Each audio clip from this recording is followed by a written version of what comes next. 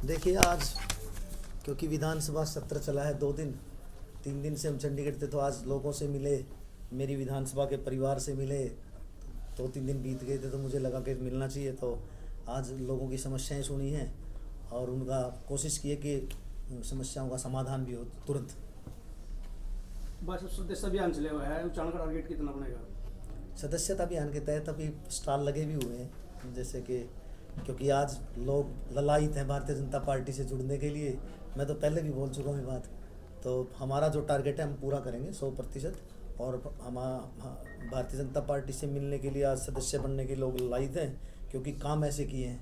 आज हरियाणा के किसी गांव में जाइए आप, कोने कोने में बिना पर्ची बिना खर्ची की आवाज़ आ रही है। आप सबको पता है, मेरे पत्रकार बंधु को पता है, मुख्यमंत्री जी ने जो वादा किया पहली कलम से, मुख्यमंत्री की शपथ बाद में ली है और पहले जो वादे किए थे वो निभाया। 25,000 युवाओं को नौकरी दी है। ये ऐतिहासिक काम हमारे मुख्यमंत्री श्रीमान नायब सैनी जी ने किया। आप पहली बार विधानसभा गए, तो आपने किन मुद्दों को लेकर चले? देखिए हमारे क्षेत्र के मुद्दे, जैसे सबसे बड़ा मुद्दा तो हमारा, मैं क्योंकि किसान पुत्र हूँ, तो सबसे बड़ा मुद्दा तो हमारा नहरी पानी का विषय था। उस पर मैंने अपनी जो विषय था वो रखा है। उसके साथ साथ कॉलेज, हमारा गवर्नमेंट कॉलेज हमारे उचाना में होना चाहिए। उसके साथ साथ जो भी जैसे इंडस्ट्री डेवलपमेंट की है, जितने भी मुख्य मुद्दे थे वो मैंने अपने, जैसे आज बस स्टैंड का एक विषय है जो बन के तैयार भी हो चुका, लेकिन वो सुचारू रूप से भी चला नहीं है, बंद पड़ा है, तो वो भी एक विषय था। एक हमारा फाटक का एक विषय है, निताड़ी वाली फाटक पे फुट ओवर ब्रिज का, वो भी क्योंकि हमारे बच्चे, हमारे 5 से 6 हज़ार बच्चे वहाँ से हर रोज़ का आवागमन है।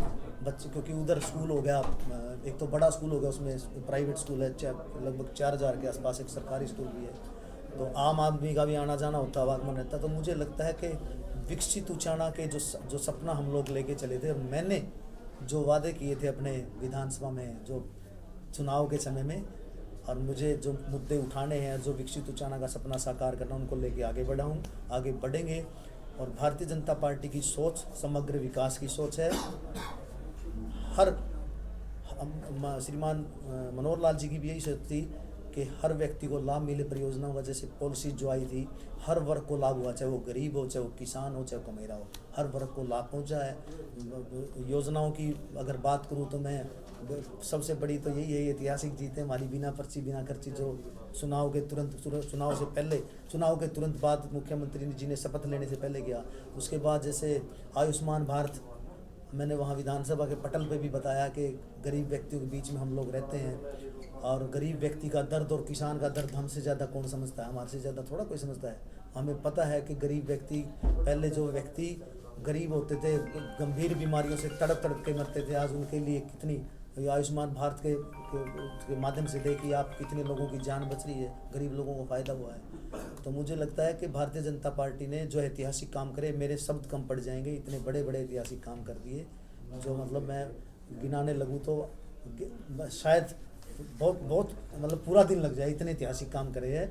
और भारतीय जनता पार्टी आज विश्व की सबसे बड़ी पार्टी है। सदस्यता अभियान की अभी बात कर रहे थे, तो भारतीय जनता पार्टी आज मुझे लगता है कि 15 लाख से ऊपर, शायद हमारे 15-20 लाख के आसपास सदस्य हमारे हरियाणा से बन चुके हैं, और सदस्य बनने के लिए लोग ललायित है, क्योंकि भारतीय जनता पार्टी सबका साथ सबका विकास के साथ आगे बढ़ती है। भाई साहब, जयप्रकाश उचाना में आए थे तो उन्होंने कहा कि बीजेपी ने 14 ईवीएम हैक की, उनमें से उचाना की भी एक थी, तो उनका काम चल गया और सरकार बन गई, तो क्या करें? और वो उनका बेटा जहाँ से जीता है वहाँ एक नहीं हुई, जहाँ से भूपेंद्र सिंह हुड्डा जी जीते हैं, जहाँ से सुरजेवाला जी के बेटे जीते हैं। देखिए ईवीएम पर संदेह करना मतलब सबसे बड़ी संवैधानिक संस्था आज हमारी, और सबसे स्वतंत्र है वो।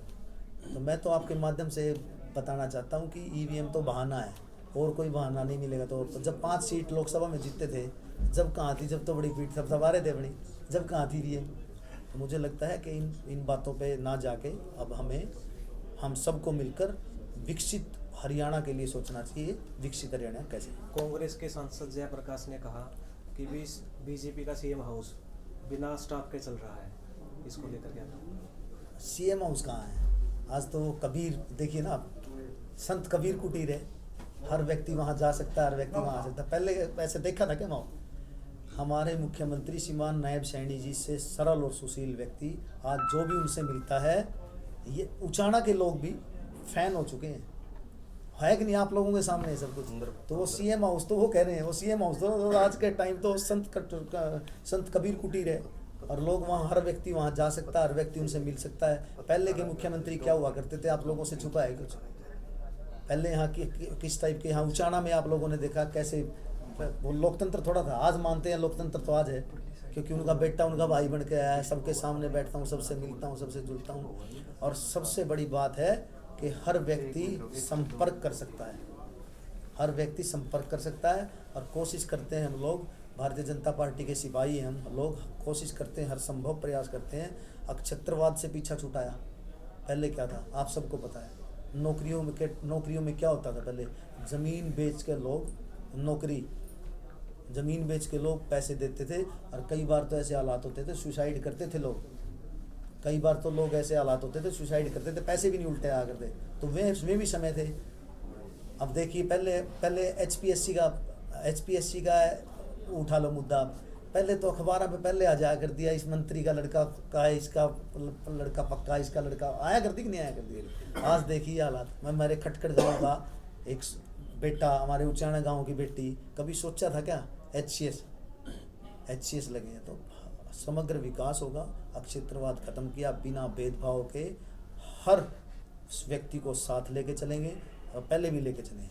वैसे डीएपी को लेकर राजनीति गरमाई हुई है, तो भूपेंद्र हुड्डा ने कल सत्र खत्म होने के बाद एक बयान दिया है कि डीएपी की किल्लत तो चल रही थी, अब यूरिया की भी किल्लत चलेगी, और साथ में अनेक दवाइयाँ लगाकर साथ में उनके दी जाएगी किसानों को। मेरे बंधु, आपको बता दूं कि भ्रामक प्रचार है जो कांग्रेस ने किया है। अभी बीखेवाड़ा गांव का जो विषय था वो आपके शायद आप लोगों के बीच में आया भी होगा। हमारे मुख्यमंत्री जी ने बड़े स्पष्ट तौर पे बताया है, जो एलिगेशन उन्होंने लगाए थे, उन लोगों ने लगाए थे, ये सब भ्रामक प्रचार है। भ्रामक प्रचार करके कांग्रेस सिर्फ गुमराह कर सकती है। उनके बारे में उस विषय पे श्रीमान मुख्यमंत्री जी ने, हमारे नायब सैनी जी ने बोला भी है, पटल पे बोला कि वो उसमें एफआईआर भी दर्ज है, उसी दिन सेम डे एफआईआर है। उसमें उनके भांजे ने ये बयान दिया है कि वो एफआईआर में कि ये मेरे मामा जी मानसिक रूप से परेशान थे, इसलिए उन्होंने कीटनाशक पी ली है। तो ये भ्रामक प्रचार है। कांग्रेस का मोटो एक ही है, ये इनकी सिर्फ और सिर्फ इनका चलन रहा है, इनका आचरण रहा है, ये भ्रामक प्रचार करते हैं। लोकसभा के समय नहीं देखा आपने कितने भ्रामक प्रचार किए, संविधान तोड़ देंगे, ये कर देंगे, था कि नहीं था। ये भ्रामक प्रचार है, ये झूठी अफवाहें फैलाते हैं। आज डीएपी को लेकर जो लोग ये जो भ्रामक प्रचार है ये कर रहे हैं, ये इनका चलता रहेगा। लोग अब इनकी बातों में आने वाले नहीं हैं, लोगों को सब पता चल चुका सच्चाई क्या है। ये आज जो ये कांग्रेसी जो बात कर रहे थे, कांग्रेस की विधानसभा में अभी मुद्दे किसने उठाए, यहाँ से कौन कौन परिवार रहे, आपसे को चुका है। मैं किसान का बेटा हूँ, हमारे से ज़्यादा दर्द कोई नहीं समझता। हमारे को पता है किसान किस स्थिति में है और क्या है।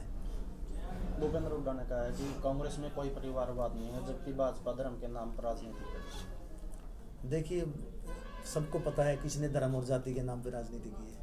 भारतीय जनता पार्टी में तो फिर वही कहता हूँ कि ये भ्रामक प्रचार फैला रहे हैं। भारतीय जनता पार्टी ऐसी पार्टी है जो सिर्फ और सिर्फ डेवलपमेंट की, विकास की सोचती है, और सबका साथ सबका विकास।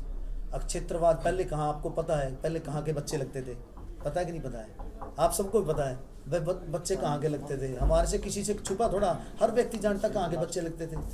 अक्षत्रवाद कहाँ डेवलपमेंट होती थी, हमने पता है कहाँ डेवलपमेंट होती, सबको पता है। आज देखिए माननीय मुख्यमंत्री नायब सैनी जी के जो नेतृत्व में जो है हमारा 100% सपना है कि विकसित उचाना और विकसित हरियाणा के सपने को साकार करें। भाई साहब, किसानों का बयान आया है कि पहले भी राजनीतिक ग्राम यहाँ पर हुए हैं, लेकिन कभी किसी ने किसानों के साथ मीटिंग नहीं की।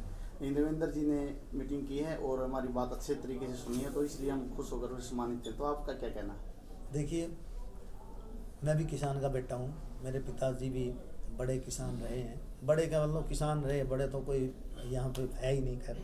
और वो आज जो किसान हैं, हमारे यहाँ किसानों की सबसे बड़ी दिक्कत ये है नहरी पानी। जिस विषय पे ये विषय ज़रूरी था, क्योंकि मैं भी किसान पुत्र हूँ, मैं इसलिए उठाया। और मैं तो जो वादे किए थे मैं निभा भी रहा हूँ।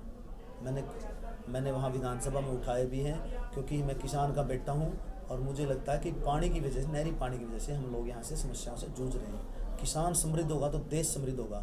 मैं तो फिर यही कहूँगा मेरे किसान भाइयों को कि किसान भाइयों, आप भ्रामक बातों में मत आओ। आप लोग ये देखो कि कौन आपका विकास में, आपके विकास में साझेदार रहा है।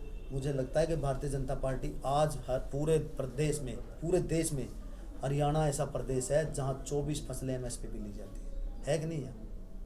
तो मैं तो मेरे किसान भाइयों से यही निवेदन कर सकता हूँ कि भ्रामक बातों में ना आए और विकसित उचाना का सपना, विकसित हरियाणा का सपना साकार साथ मिलके करें।